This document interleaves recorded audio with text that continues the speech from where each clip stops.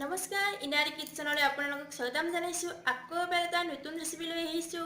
তিতা কেৰেলা কেনেকৈ ভাজি আহকচোন আমি চাওঁ, আৰু ভিডিঅ'টো আপোনালোকে শেষলৈ চাব আৰু ভিডিঅ'টো লাইক কৰিব, কমেণ্ট কৰিব। লগতে মোৰ চেনেলত যদি আপোনালোকে নতুন কৰি আহিছে তেতিয়া ছাবস্ক্ৰাইব কৰিবলৈ নাপাহৰিব।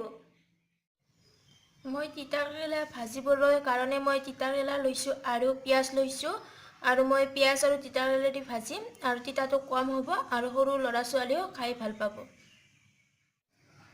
তিতা কেৰেলা বজাৰৰ পৰা আনিলে এনেকুৱা সেউজীয়া টাইপৰ তিতা কেৰেলাটো লৈ আহিব, আৰু এইটো তিতাটো বেছি হয় আৰু ভাজিলেও বিৰাট টেষ্টি হয়। আপোনালোকে বজাৰৰ পৰা আনিলে এইটোৱে আনিব, বগাটো নানিব, বগাটো ভাল নালাগে খাই।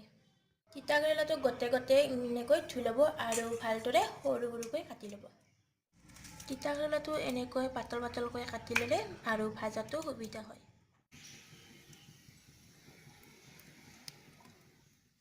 তেলটো এতিয়া গৰম হৈ গ'ল, মই এতিয়া পিঁয়াজ ভৰাইছোঁ। পিঁয়াজ মই বেছিকৈ নাভাজোঁ, কাৰণ মই এই তিতা কেৰেলাটো মই ভাজিমে যিহেতু, বেছিকৈ ভাজা নাই। এতিয়া মই তিতাটো দি দিলোঁ। এতিয়া মই অকণমান লৰাই দিছোঁ তিতা কেৰেলাখিনি, আৰু মই ইয়াত হালধি আৰু নিমখটো দি দিওঁ।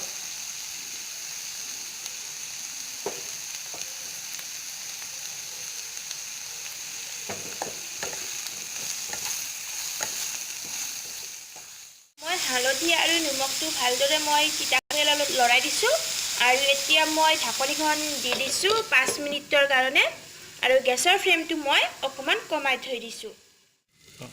এতিয়া মোৰ 5 মিনিটমান হৈ গ'ল, মই ঢাকনিখন গুচাই দিলোঁ। তিতা কেৰেলাটো আপুনি দেখিছে নহয়, সিজি গৈছে, আৰু মই এনেকৈ 10-15 মিনিটমান ভাজি থাকিম। মই ঢাকনিখন গুচাৰ পিছত মই 10-15 মিনিটমান এনেকৈ ভাজিলোঁ, আৰু আপোনালোকে এনেকৈ ভাজিব আৰু পিঁয়াজ বেছিকৈ দিব, তেতিয়াহে সৰু ল'ৰা ছোৱালীয়ে তেতিয়া খাব। তিতা কেৰেলাৰ উপকাৰিতা আপোনালোকে জানেনে? তিতা কেৰেলা সৰু ল'ৰা ছোৱালীৰ কৃমি আৰু পেলু নাশ কৰে। লগতে ডায়েবেটিছ হোৱা মানুহৰো ই কমাই ৰাখে ডায়েবেটিছটো। আপোনালোকে 15 দিনৰ মূৰে মূৰে এবাৰ হ'লেও খাব, আৰু যদি 15 দিনত খাবলৈ নোৱাৰে এমাহত এবাৰ খাবচোন। তিতা কেৰেলাটো আপোনালোকে দেখিছে কি ধুনীয়া হৈছে, আৰু ঘৰত এবাৰ ট্ৰাই কৰি চাবচোন যদি ভাল লাগিছে ভিডিঅ'টো।